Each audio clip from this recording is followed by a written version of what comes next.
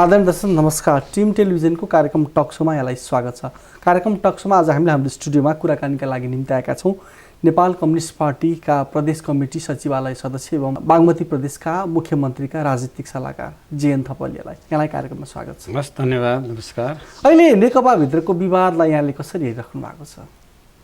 नेतृत्व तहमा एउटा विवाद देखिया छ नि नेकपाको। तपाईँले एकदम राम्रो प्रश्न गर्नुभयो। अब नेकपाको एकता 40-60 भएको हो, यो बुझ्नुपर्ने कुरा। पूर्व माओवादी 40 र पूर्व एमाले 60। अब पूर्व एमाले भित्र पनि अब माधव नेपालको पक्ष केपी पक्ष भन्ने आन्तरिक त रह्यो नि त। त्यसको विभाजन, त्यसको व्यवस्थापनले गर्दाखेरि अब पूर्व एमाले भित्रको चाहिँ मिलाउँदा र एक पक्ष 40सँग मिल्दाखेरि के भयो त, गणितीय हिसाबले एउटाको वेट चाहिँ हेभी जस्तो देखियो।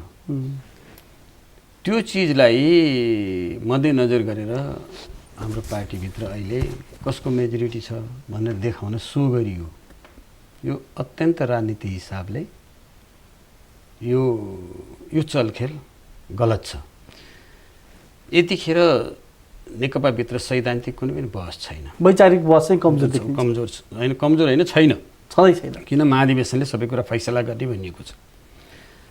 तर के जब नेकपा भन्ने पार्टी लोकप्रिय बन्दै गएको छ र वर्तमान नेकपाको सरकार जसले श्रद्धेय केपी ओलीले नेतृत्व गरिरहनु भएको छ, त्यो राष्ट्रिय अन्तर्राष्ट्रिय क्षेत्रमै एउटा लोकप्रिय भएको छ।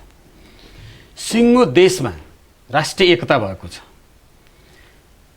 मित्रराष्ट्र भारतले नेपालको सिमाना कब्जा गरिरहेको केही भूमि हिजोदेखि नै हडपेको, त्यसलाई अहिले वर्तमान सरकारले, केपी ओलीको नेतृत्वको सरकारले त्यसलाई सीमालाई आफ्नो पक्षमा राखेर सिङ्गो नेपालको नक्सामा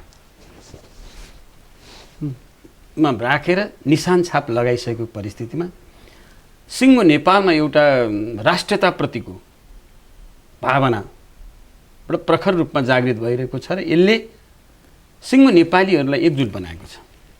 यो परिस्थितिमा गणितीय हिसाबको खेल खेलेर अनि प्रधानमन्त्री केपी ओलीलाई कमजोर बनाउन खोजिनु भनेको के हो? सिङ्गो राष्ट्रियतालाई कमजोर बनाउनु हो कि होइन? यहाँबाट कुरा सुरु गर्नुपर्छ जस्तो मलाई लाग्छ। ठिक छ, केही कमजोरी प्रधानमन्त्रीका छन् भने समीक्षा गर्न सकिन्छ, बस्न सकिन्छ। अहिले एउटा राष्ट्रिय मुद्दा एकातिर छ, भारतसँग वास्तवमा एउटा त्यो शीत युद्ध नै चलिरहेको छ नि। र कोरोनाले, एउटा कोभिड-19ले आजैको दिनमा हेर्नुहोस् झन्डै 16,000 मान्छेहरू सङ्क्रमित भइरहेका छन्, दिन प्रतिदिन बढ्दो छ। यसको म्यानेज गर्नुपर्ने राष्ट्रियताका सवालमा चाहिँ व्यापक क्वेसन उठिरहेको र त्यसलाई संसदमा नो भोट, राष्ट्रियताप्रति 100% भोट छ। यसलाई नेकपाले क्यापिटलाइज गर्नुपर्ने, यो बेलामा कम्युनिस्ट आन्दोलनलाई बलियो बनाउनु पर्नेमा यो पद वा त्यो पदका नाममा अहिले यो गणितीय खेल खेलेर हिजो माओवादी 60% पूर्व माओवादी अनि एमाले भित्र रहेको केपी ओली र माधव नेपालको जुन सिटको व्यवस्थापन थियो त्यसमा प्रचण्डतिर मिलिदिइसकेपछि, पूर्व माओवादीसँग मिलिदिएपछि केपी ओली कमजोर हुन्छन्, यसै बेला फाल्न सकिन्छ भन्ने गणितीय जुन काम गरिएको छ नेपालको राजनीतिमा, त्यसमा पनि कम्युनिस्ट आन्दोलनमा अत्यन्त यो बचकना खेल हो मलाई लाग्छ। यस्तो गरिनु हुँदैन। अहिले जुन यो राष्ट्रियताको जुन सीमाको कुरा आउनुभन्दा अगाडिदेखि नै नेकपाभित्र नेतृत्वको विषयमा विवाद पहिला पनि थियो। त्यो पहिलादेखिको विवादको निरन्तरताको कडी होइन र यो? होइन, मलाई यतिखेर के लाग्छ भनेदेखि मलाई सम्झन मन लाग्छ।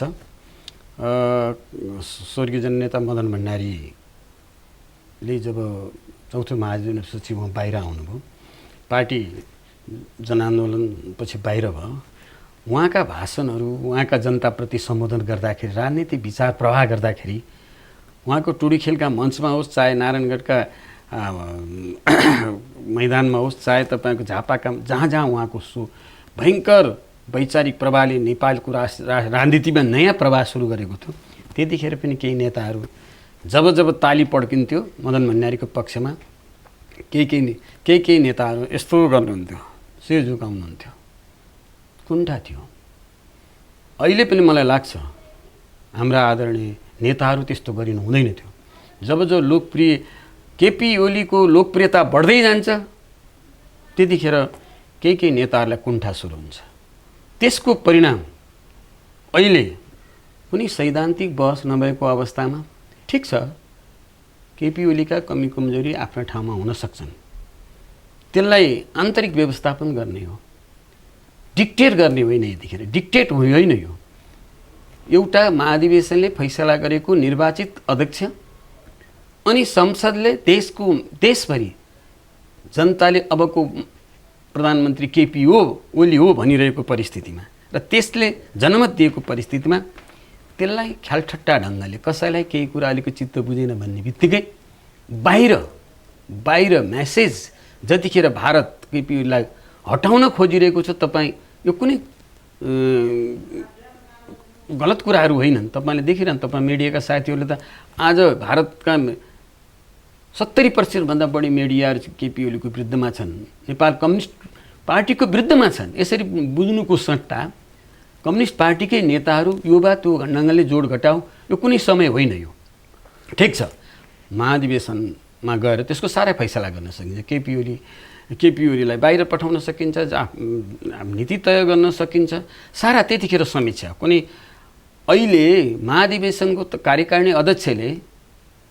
अध्यक्षले पार्टीको महाधिवेशनका व्यवस्थापन, तल कमिटीहरूको व्यवस्थापन गर्ने, सारा तपाईँ जिल्ला तह सबै पार्टीलाई सक्रिय बनाउनु पर्ने र सरकारलाई व्यापक सहयोग गर्नुपर्ने परिस्थितिमा अनि जोड घटाउका कुरा गर्दाखेरि केपी ओली त हट्नु होला या हटाइएला, तर नेपालको राष्ट्रियता, नेपाल भन्ने देश कहाँ रहन्छ? कुरा यो हो। यो चिजलाई गम्भीरतापूर्वक नबुझिकन क्षणिक आत्मसन्तुष्टिका कारणले, अहिले आत्मसन्तुष्टिका कारणले ल केपी ओलीलाई हटाउन खोजियो अथवा हटाइयो, हटाउँछौँ, हामी बहुमत छौँ, सबैतिर बहुमत छौँ भन्ने चिजले कसलाई जित्छ? अहिले भारत जित्ने हो कि नेपाल कम्युनिस्ट पार्टी जित्ने हो? नेपाली जनता जित्ने हो कि भारत जित्ने हो? यो चिजमा मलाई लाग्छ आदरणीय नेताले गम्भीरतापूर्वक लिनुहोला, हुनुपर्छ। नेपालका सम्पूर्ण नेपाली जनता, अहिले त कम्युनिस्ट पार्टीको मात्रै कुरा रहेन, केपी ओलीका आफ्ना कमी कमजोरीका बावजुद पनि अहिले नेपालको कम्युनिस्ट आन्दोलन उहाँले कहाँ पुर्याउनु भएको छ? नेपालको सिङ्गो राष्ट्रलाई कहाँ पुर्याउनु भएको छ? राष्ट्रिय अन्तर्राष्ट्रिय क्षेत्रमा यो कुनै प्रभाव, यो अहिलेको राष्ट्रियताप्रतिको प्रभाव यो देख्नु भएको थियो तपाईँले इतिहासमा? यो चाहिँ भीमसेन थापाको पालामा थियो भन्न सकिन्छ। तर आज जुन खालको स्थिति बनेको छ यो वास्तव हामी सबैले स्याबासी दिनुपर्ने, हामी गौरवान्वित हुनुपर्ने, हामीमा आफैमा शिर ठाडो हुनुपर्ने बेलामा शिर निहुर्याएर अनि कम्युनिस्ट पार्टी भित्रको जोड घटाउमा सचिवालयका कुरा, कसका कुरा अनि बाहिर छत्ता छुल्न ल्याएर कसरी कम्युनिस्ट पार्टीमा? यहाँले भन्नुभयो अहिले राष्ट्रियताको अडान जुन केपी ओलीको नेतृत्वमा देखियो, त्यो अडानले एउटा लोकप्रियता पनि हासिल गरेको छ जनताहरूमाझ। नेपाल कम्युनिस्ट पार्टीको यो अहिलेको 2/3 सरकारको लोकप्रियता बढ्यो, तर यो एजेन्डामा त सबै नेकपाका नेताहरूले प्रधानमन्त्रीलाई साथ पनि दिएको अवस्था हो होइन, दिनु पनि भयो, पार्टी विभाजित पनि भएन यो एजेन्डामा। तर त्योभन्दा अगाडिदेखि नै यो एक खालको चाहिँ नेतृत्वप्रति जुन अहिले प्रधानमन्त्री केपी शर्मा ओलीले चाहिँ भनौँ न सरकारमा भएका, उहाँ आफै त त्यो लाइनमा हुनुहुन्न, तर उहाँले चाहिँ भ्रष्टाचारीहरूलाई पनि संरक्षण गर्नुभयो, पार्टीभित्र चाहिँ एक खालको चाहिँ गुटगत राजनीतिलाई चाहिँ प्रश्रय दिनुभयो भन्ने खालका आरोपहरू पनि त प्रधानमन्त्रीलाई छ नि यतिखेर। अनि यो आरोप लगाउन सकिन्छ, त्यसबारेमा मेरो भन्नु केही पनि छैन। तर चिज के बुझ्नुको जरुरी छ भने भ्रष्टाचारको अन्तका लागि तपाईँ हरेक केसलाई केस स्टडी गर्नुहोस्। हरेक मान्छे समातिएका छन्, यो कार्यकालमा नै व्यापक भ्रष्टाचारलाई गिरफ्तार गर्ने अनि तपाईँ अभियोग लगाउने र तपाईँ मुद्दा चलाउने, जेलमा राख्ने काम भएको छ। यो त हामीले बुझ्नु जरुरी छ नि। अब सिङ्गो कुनै तपाईँको यो सिलसिला तपाईँले हेर्नुहोस्, केपी ओलीका नजिक भएका मान्छेहरूलाई कसरी फसाउने र विभिन्न खालका षड्यन्त्रहरू गर्ने काम पनि श्रृङ्खलाबद्ध भएको छ। सिङ्गो कम्युनिस्ट आन्दोलनलाई कमजोर बनाउन विभिन्न राष्ट्रिय अन्तर्राष्ट्रिय देशीय अन्तर्राष्ट्रिय प्रतिक्रियावादी लागिरहेका छन्। यसमा कहीँ कमी कमजोरी कसैका छन्, केपी ओलीका नाममा सँगै बसेका नाममा अथवा नजिक भएका मान्छे गर्छन् भने कारबाहीको दायरामा पर्छन्। उनीहरूलाई मुद्दा लागेको छ। भोलि अदालतले उनीहरूलाई तपाईँको चाहिँ दोषी ठहराउँछ भने त्यही ढङ्गको परिस्थिति हुन्छ। तपाईँलाई कसैले भन्ने बित्तिकै केपी ओलीसँग नजिक भएको भन्नाले तपाईँलाई भनिदिने बित्तिकै ऊ दोषी रहँदैन। यो ढङ्गले पनि हामीले बुझ्नुपर्छ। जुन अहिले बाहिर प्रचारित गरिएको छ केपी ओलीका नजिकका मान्छेहरू यस्तो भए उस्तो भने टोटल गलत कुरा हो। यस्तो कुरामा हामी लाग्नु हुँदैन भन्ने मलाई लाग्छ। चिज के हो भनेदेखि भ्रष्टाचारको अन्तका लागि, सुशासनका लागि, डेमोक्रेसीका लागि, मानव अधिकारका लागि र पूर्वाधार विकासका लागि वास्तवमा वर्तमान सरकार लागि परेको छ। दीर्घकालीन सबै कुराहरू भइरहेका छन्। यो सबैको अगाडि चाहे पूर्व पश्चिम सडक मार्गहरू हुन्, चाहे अस्पतालहरू हुन्, चाहे एजुकेसनको सेक्टर होस्, चाहे रेलवेकै कुराहरू हुन्, चाहे विभिन्न चिज अहिले एउटा दीर्घकालीन रूपमा बेस फाउन्डेसन बनाउने काममा लागेको प्रष्ट छ। देख्नुभयो काठमाडौँको उपत्यकाका सडकहरूको हेर्नुहोस्, चाहे देशभरिका पुलहरूको निर्माण, तुइनलाई विस्थापन गर्ने कुराहरू हुन्। यी धेरै कुराहरू यतिको कानुन बनाउनु छ। त यो नयाँ सरकार आएपछि त्यत्र कानुनहरू बनाएको छ। दीर्घकालीन असर पर्ने, चाहे त्यो तेल ल्याउने पाइपलाइनका कुरा हुन्, चाहे खानी उत्खननका कुरा हुन्, यी धेरै कुराहरू अगाडि आएका छन्। विकास निर्माणको हिसाबले हेर्दाखेरि प्रधानमन्त्रीले समय नै दिन सक्नु भएन।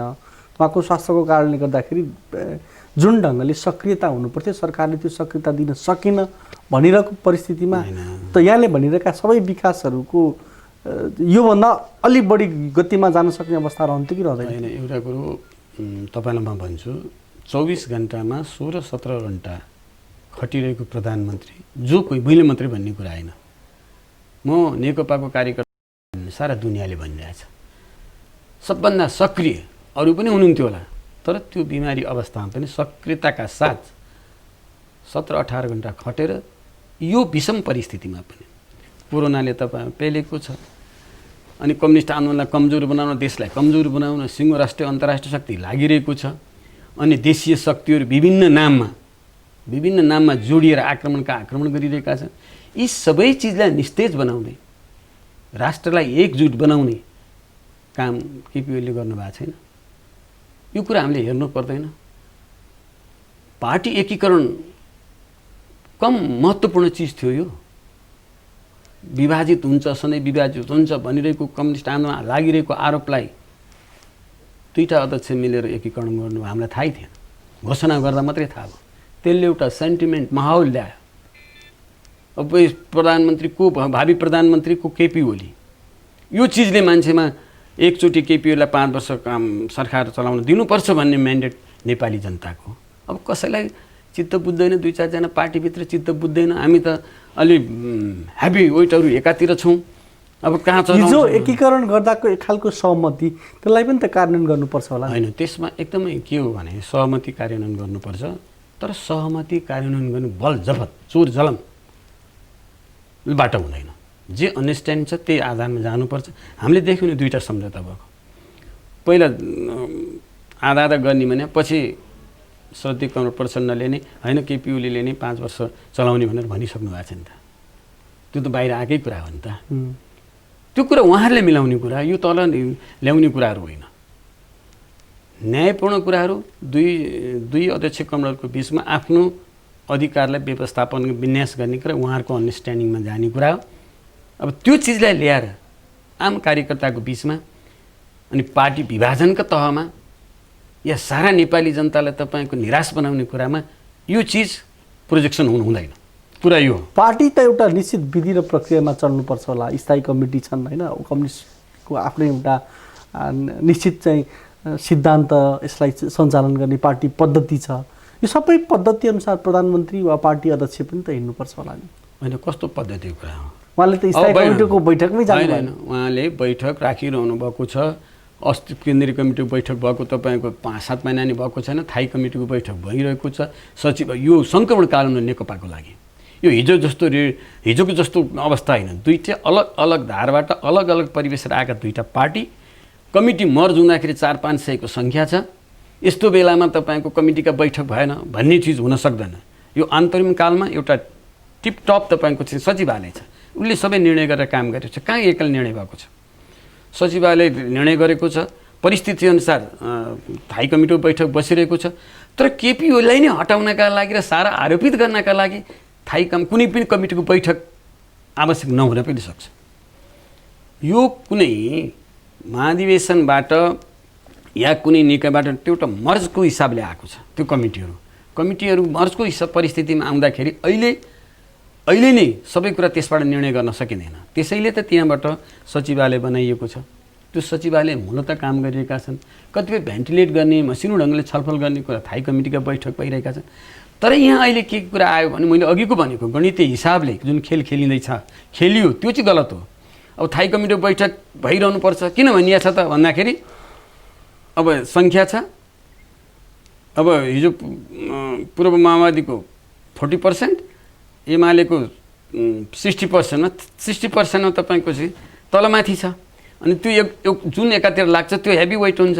अब यतिखेर केपी ओलीलाई कहाँ तपाईँको सिद्ध्याउनु छ, कहाँ खसाल्नु छ, कहाँ गर्नु छ, हो यही बेला सकिन्छ भनेर यद्यपि त्यस्तो खालको हिसाब गरिएको हो भने त्यो पाच्य हुँदैन। जस्तो उहाँहरूले पावर सेयरिङका कुराहरू पनि उठिरहेका छन् होइन। अध्यक्ष प्रधानमन्त्री दुवै खालको चाहिँ पावर एउटै व्यक्तिमा रहँदाखेरि चाहिँ त्यसले समस्या भयो। पावर सेयरिङका कुरा गर्नु पर्यो, उहाँहरूले त चाहिँ त्यो खालको कुरा उठाउनु भयो। हिजोको सहमतिलाई कार्यान्वयनका चरणमा अगाडि बढाउनु पर्यो, त्यो कुरा उठाउनु भयो। स्थायी कमिटीले केपी ओलीको विरुद्ध उठाउने बित्तिकै ती कुराहरू चाहिँ विधि नागेर उठेको भन्न मिल्ने खालको वातावरण अहिले परिस्थितिकोले यो माग गरेका छैन। अहिले आदरणीय नेताहरू, श्रद्धेय नेताहरू दुईटा प्रचण्ड र केपी, उहाँहरूको अन्डरस्ट्यान्डिङमा के अधिकार को बस्ने उहाँहरूको लेभलको, किन उहाँहरू बसेर दुईजना एकता गरे हो होइन। के भन्नुभएको थियो, के लिने भन्नुभएको थियो, उहाँहरूको कुरा हो। चिज के हो भने अहिले केपी ओलीलाई प्रधानमन्त्री र अध्यक्ष नै हट भन्ने यो समय होइन। त्यो महाधिवेशन पर्खिनुपर्छ। महाधिवेशनमा उहाँले भनिसक्नु भएको छ केपी ओलीले, म अर्कोचोटि प्रधानमन्त्री मा पनि जान्न, पार्टी अध्यक्ष हुनु, तपाईँहरू मिलेर चाहिँ तपाईँहरू काम गर्नुहोस्, म तपाईँहरूको संरक्षक भएर काम गर्छु, सहयोगी भएर काम गर्छु भनिरहनु भएको छ भने त अब 2 वर्ष बाँकी छ। किन हठात यो बाल क्रीडा भइराखेको छ, किन हुनु पर्यो यो? होइन, ठिकै छ। अहिले तपाईँको कार्यकारिणी, फेरि कार्यकारिणी भनेर तोकिएकै छ त। कमल प्रचण्डलाई कार्यकारिणी भनेर तोकिएकै छ। उहाँलाई कहाँ काम गर्न, पार्टीको काम गर्न रोकिएको छ? पार्टी बैठक गर्न सक्नुहुन्छ। तल तलका कमिटी निर्माण गर्ने कुरा, पुरा सबै पार्टी एकताको कम्प्लिट गर्ने कसले रोकेको छ? यो काम गर्नु पर्यो। सरकार फ्रीली चलाउन दिनु पर्यो। सरकारका राम्रो काममा प्रशंसा गर्न नसक्ने तपाईँको चाहिँ नेताहरू हुनुहुन्छ, अनि कसरी हुन्छ त्यो? राम्रो काम त प्रचार गरिदिनु, राम्रो गरिदिनु पर्यो नि। आफ्नै पार्टीका नेताहरू, आफ्नै पार्टीको अध्यक्ष प्रधानमन्त्री भएको बेलामा यो सरकारले राम्रो काम गर्यो भने अहिले सुन्नुभएको छ तपाईँले? सतैतिर गुनासो मात्रै छ। त्यो के हो? नेपाली जनता राम्रो गरिरहेछ भनिरहेछन्, अनि आफ्नै पार्टीका नेताहरू चाहिँ यो भएन, त्यो भएन, त्यो भएन भनिरहेछ। त्यो त हुनु होइन नि त। ठिक छ, करेक्सन गर्ने कुरा छन्। यो फेरि कहाँनिर कमजोरी गरेको छ? एकदम उत्पातै हुने। मैले भने विदेशी नागरिक महिलाहरू बिहा गरेर ल्याउँदा 7 वर्ष तपाईँको चाहिँ कानुनी व्यवस्था हुनुपर्छ भनेको छ। त्यसले एउटा एक खालको सेन्टिमेन्ट अगाडि बढाएको छ। झन्नाका सवालमा त्यत्रो कुरा गराएको छ। भ्रष्टाचारीहरूलाई नियन्त्रण गर्ने राजनीतिक दल विभाजनको विधेयकले त एक खालको हल्छ नै ल्यायो नि त।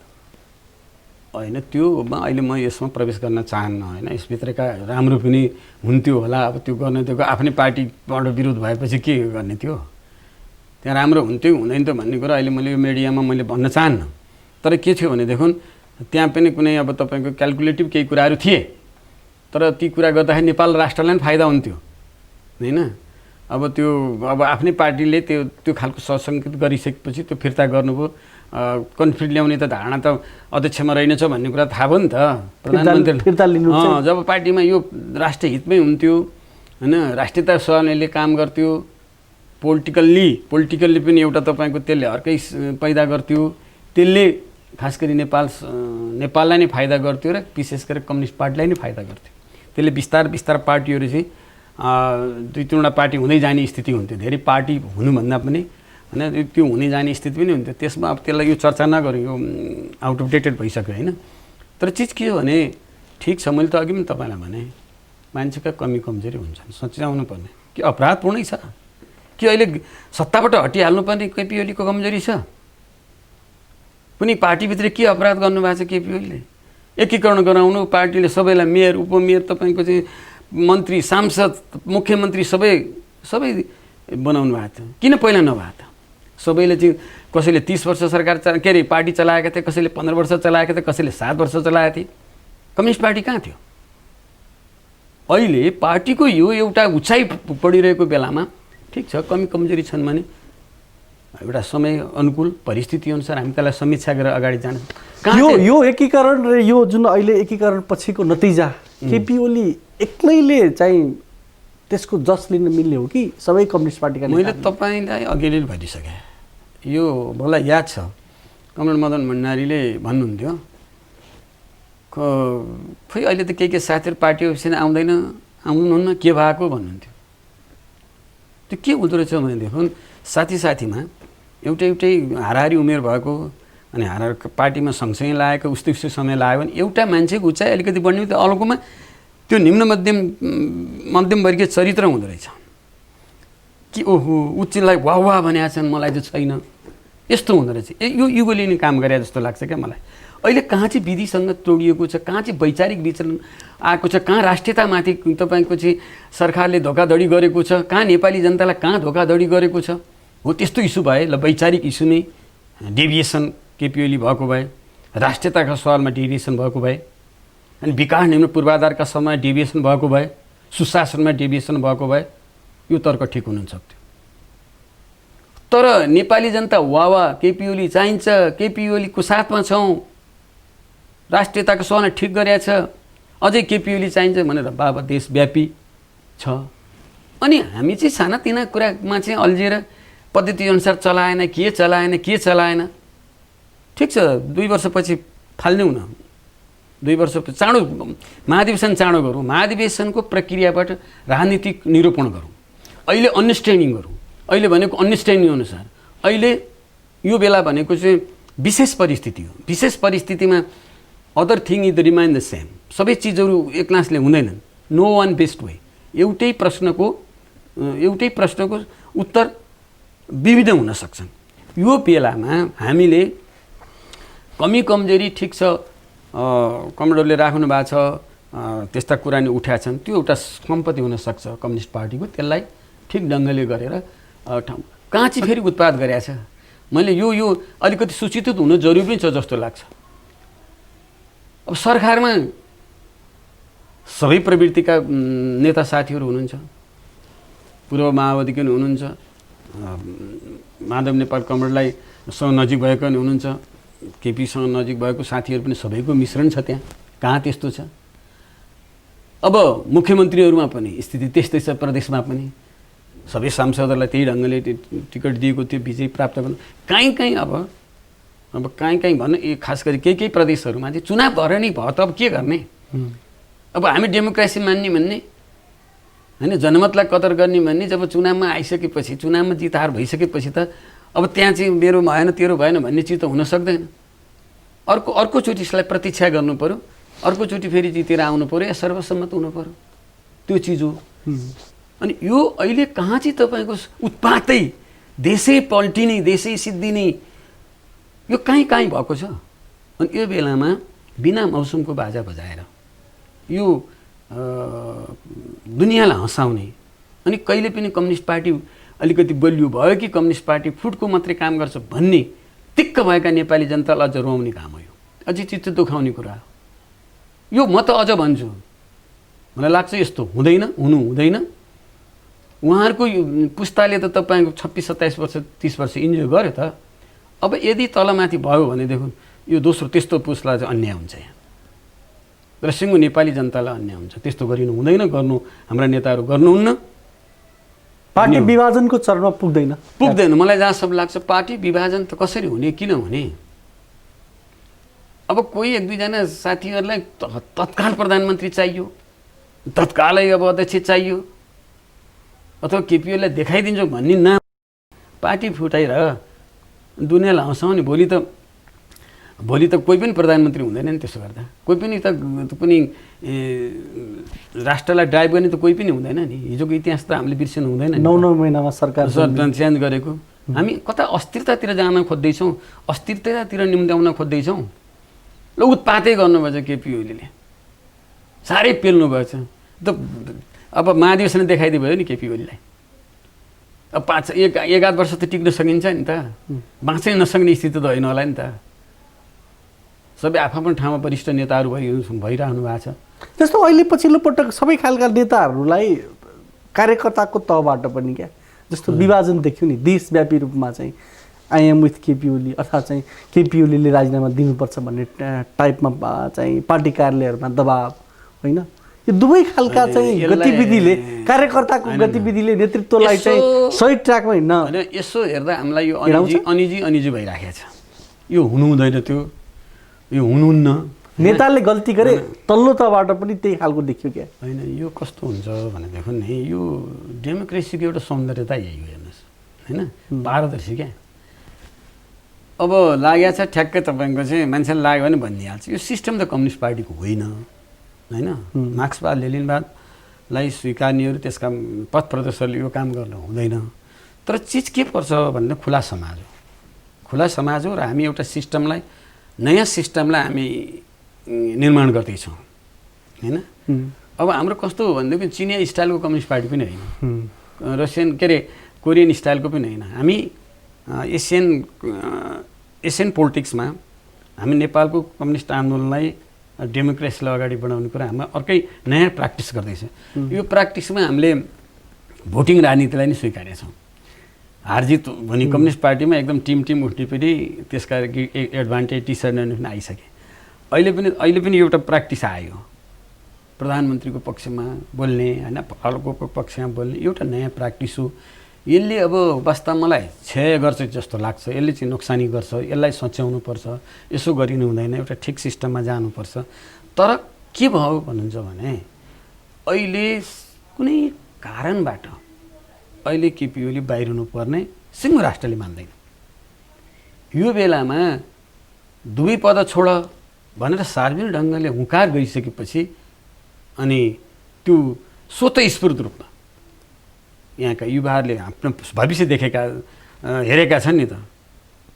यो बहुदल आइसकेपछि यो 28-30 वर्षको अन्तरालमा विभिन्न सरकार फेरिएका प्रधानमन्त्रीहरूको पिछमा यो निर्देशित होइन, स्वस्फूर्त त्यो स्वस्फूर्त हो। यो कसै काहीँ निर्देशित होइन। अब काहीँ सुन्छु आज र हिजो चाहिँ अलि निर्देशित छ अरे पार्टी कार्यालयमा, त्यो सुनेको छु होइन। त्यसो गरिनु हुँदैन। तर अहिले जहाँ सडकमा त राष्ट्रिय झन्डा लिएर मान्छे हजारौँ युवा उत्रे, एउटा सेन्टिमेन्ट हो हेर्नुहोस्। यो केपी ओली पक्षको भन्दा पनि देशको स्थिरताको लागि हो, राजनीति स्थिरताको लागि हो। कमसेकम केपी ओली निर्वाचित प्रधानमन्त्री 5 वर्ष चलाउन देऊ, राम्रा कामहरू भएका छन्, यसलाई निरन्तरता देऊ। हामी सधैँ बेरोजगार हुन सक्दैनौँ, सधैँ हामी चाहिँ विदेशमा तपाईँको सधैँ लम्पसार पर्नुपर्ने स्थितिबाट हामी सहन सक्दैनौँ। यो पुर्खाले राष्ट्रियताका सभामा जुन पुर्खाले अगाडि बढाएको जुन कदमहरूप्रति यो जुन निरन्तरता छ, यसलाई चाहिँ तपाईँ अगाडि बढ्न देऊ भन्ने यो स्वतःस्फूर्त हो। यसलाई हामीले सलामै गर्नुपर्छ। तर पार्टीका सन्दर्भमा पार्टीको चिज चाहिँ एकुमुलेट भएर एउटै स्वर एउटै लय भएर जानुपर्छ। यसमा आफ्नाभित्र केही कमी कमजोरी छन् भने त्यही सच्याउनु, नेता कार्यकर्ताको सच्याउनुपर्छ। र यसलाई अलिकति मार्क्सवादी ढङ्गले, लेनिनवादी सङ्गठनका हिसाबले यसलाई एउटा बहुदलीय प्रतिस्पर्धाका आधारमा राज्य सत्ता सञ्चालन गर्ने विधिमा पक्ष विपक्ष हुन्छ। तर पक्ष विपक्षलाई पनि कहाँ विपक्षका कुराहरू रहन्छन्, कहाँ ग्रहण गरिन्छ, त्यो कुरालाई नै ख्याल गरेर अगाडि बढ्नुपर्छ। यो एउटा अलिकति गैर राजनीतिक चरित्र चाहिँ देखाउनु हुँदैन। सबैले एकअर्काप्रति सम्मान गर्नुपर्छ। कोही जेलेस हुने, ईर्ष्या गर्ने काम पनि गर्नु हुँदैन र सबैलाई बाइपास गर्ने काम पनि गर्नु हुँदैन। सबैलाई मिलाएर लिएर जानुपर्छ र कुन बेला के बोली हो, कुन बेला कुन लय जुन गीतले जे माग गर्छ त्यही लय साथ नाच्नु पर्यो। जस्तो अहिले सरकारका कामहरूलाई समीक्षा गर्नुपर्दा बागमती प्रदेश सरकारको त राजनीतिक सल्लाहकारको रूपमा पनि यहाँ हुनुहुन्छ, कसरी कामहरू भइरहेका छ? अहिले यो अहिले 3 वर्षमा धेरै महत्त्वपूर्ण बागमती प्रदेशले गरेछ। पहिलो काम त तपाईँले जाने कानुनहरू, धेरै कानुनहरू बनाएको छ, 40-45वटा नयाँ कानुनहरू अगाडि बढाएको छ। अब सडकमा पनि धेरै सङ्ख्यामा सडक पुलहरू बनाएको छ नयाँ नयाँ। प्रदेश सरकारको यो फाउन्डेसन नभएको भनौँ न, यो सङ्घीय सिस्टम त भर्खर 2-3 वर्ष यसले धेरै राम्रो काम गरेको छ। अनि सबैभन्दा महत्त्वपूर्ण बिना विवाद होइन, एक मतले होइन राजधानी र नामाकरण गर्यो, यो सबैभन्दा ठुलो उपलब्धि हो बागमती प्रदेशको। यो तपाईँको महत्त्वपूर्ण काम भनेको हेटुँडालाई राजधानी रणनीतिक दृष्टिकोणले महत्त्वपूर्ण ठानेर यसलाई यो सरकारले बिना विवाद यसलाई आफ्नो आफ्नो नभइन्जेलको आफ्नो आफ्नो पक्ष विपक्ष थियो होला, सेन्टर परेन के परेन भन्ने आउँछ, तर यसले यहाँ महत्त्वपूर्ण काम गर्यो। यसले एउटा अरूलाई गाइड गरिरहेको छ। राजधानीको सवालमा विवाद गर्नु हुँदैन, यसले सङ्घीय सिस्टमलाई खत्तम गर्छ, खारिज गर्छ भन्ने खालको एउटा सन्देश दिएको छ। अब अर्को कुरा के छ भने यो एउटा अब लोकसेवा आयोग गठन गरिसकेको छ, योजना आयोग गठन गरिसकेको छ होइन। अब तपाईँको अब झन्डै एउटा इकोनोमीमा र तेलको खर्चका सन्दर्भमा धेरै उल्लेखनीय काम गर्ने हिसाबले आएका हिसाबले पनि हेटौँडा सुरुङ मार्ग, भीमफेदी कुलेखानी सुरुङ मार्ग जो करिब टेन्डरमा जान खोज्दैछ, यो धेरै महत्त्वपूर्ण काम हो। यो 3 किलोमिटर 4 किलोमिटरको सुरुङ मार्गले नि एउटा काठमाडौँ सिटी, काठमाडौँ क्यापिटल र हेटौँडा क्यापिटललाई चाहिँ जोड्ने एउटा महत्त्वपूर्ण काम गर्छ। र अर्को सबैभन्दा महत्त्वपूर्ण बागमती प्रदेशको सबै एउटा भ्रष्टाचार सुन्ने यो चिजमा राम्रोसँग यसले चाहिँ आफूलाई सन्देश दिएको छ। बिना विवाद खर्च नबढाइकन मितव्ययिता हिसाबले बागमती प्रदेशले एउटा आफ्ना डे टु डे प्रोजेक्टहरूलाई कन्टिन्यू गर्ने र नयाँ प्रोजेक्टको अहिले भर्खरै 51 अरबको जुन बजेट आएको छ त्यसले सबैभन्दा आज एउटा महत्त्वपूर्ण तपाईँहरूको मिडिया मार्फत र तपाईँ साथीहरूले पनि अनुदान सिस्टममा भएका कमी कमजोरीलाई सच्याउँदै त्यसका अनुभवबाट अहिले अनुदान सिस्टमलाई खारिज गरेको छ। र त्यसले के गरेको छ त भने त्यसको विकल्पमा त के त भन्दाखेरि सरकारी ब्याङ्क मार्फत कृषि विकास ब्याङ्कको लिडिङमा अन्य विभिन्न एक्सेस भएका विभिन्न धेरैवटा जिल्लाका विभिन्न क्षेत्रमा अनेकन्टा दुर्गम सबै ठाउँमा जुन ब्याङ्कको एक्सेस छ उनलाई चाहिँ 1 लाख रुपियाँ बिना दितो सामान्य विपन्न किसान, उसले बाख्रा पालन खोज्छ अथवा केही काम गर्न सक्छ, उसले गर्न पाउँछ, तर उसले तिर्नुपर्छ 1 वर्षभित्र। अन्य लघु उद्योग गर्नेहरू, कृषि फर्म गर्नेहरू, उनीहरूलाई चाहिँ तपाईँको 2% ब्याज लिएर उनीहरूलाई प्रोत्साहित गर्ने र ब्याङ्कले 7 दिनभित्रमा उसलाई ऋण दिलाउने हिसाबले नयाँ एउटा पोलिसी, एउटा अनुदानको पोलिसीलाई अलिकति विकसित परिमार्जगतै नयाँ ढङ्गले अगाडि बढाएको छ। र यसले मलाई लाग्छ यसले सिङ्गो यो अनुदान सिस्टम भएका विकृतिलाई यसले केही करेक्सन गर्छ कि सरकार त्यो रिभल्भिङ फन्डको रूपमा 50-60 हजार 1 लाखसम्म गरिब किसानले भोलि तिर्न नसकेर ऊ टाढ पल्टेछ भने पनि राष्ट्रलाई त्यति नोक्सानी हुँदैन। उनीहरूलाई रिटर्न गर्न चाहिँ प्रयत्न गर्ने, यो मेरो सम्पत्ति हो, राष्ट्रको सम्पत्ति हो, यसलाई मैले मिहिनेत गरेर जो गर्न चाहन्छ उद्यम गर्ने, त्यसबाट रोजगारी सिर्जना, न्यूनतम 5 जना मान्छे चाहिँ उनीहरूले रोजगारी सिर्जना गर्ने हिसाबको त्यो एउटा चाहिँ हामीले व्यवस्थापन गर्न खोजिरहेका छौँ। चाँडै नै त्यसको सम्झौताहरू एमओयू हुन्छ। त्यसपछि मलाई लाग्छ साउनको आर्थिक वर्षदेखि यो आर्थिक वर्ष यसरी अगाडि जान्छ। यसले मलाई लाग्छ कृषि उत्पादनमा, सामूहिक खेतीहरूमा, बाली विकासमा, पशुपालनमा यसले महत्त्वपूर्ण भूमिका खेल्नेछ भन्ने मलाई लाग्छ। हस्, व्यस्त समयका बावजुद हामीलाई समय दिनु, हस्, यो मौका दिनु यसका लागि तपाईँलाई धेरै धेरै धन्यवाद। आदरणीय दर्शक, कार्यक्रम टक्समा आज हामीले कुराकानी गऱ्यौँ नेकपा बागमती प्रदेशका सचिवालय सदस्य एवं बागमती प्रदेशका प्रदेश सरकारको राजनीतिक सल्लाहकार जेएन थपलियासँग। उहाँसँग गरेको कुराकानी तपाईँलाई कस्तो लाग्यो? कार्यक्रममा कुनै सल्लाह सुझाव र प्रतिक्रिया छन् भने हाम्रो स्टुडियोको फोन नम्बर 057 527 549मा सम्पर्क गरेर हामीलाई सल्लाह सुझाव र प्रतिक्रिया पठाउन सक्नुहुनेछ। आजका कार्यक्रमका अतिथि र म प्रस्तोता बालकृष्ण अधिकारीलाई पनि आजको कार्यक्रम टक्सोबाट बिदा दिनुहोस्। नमस्कार।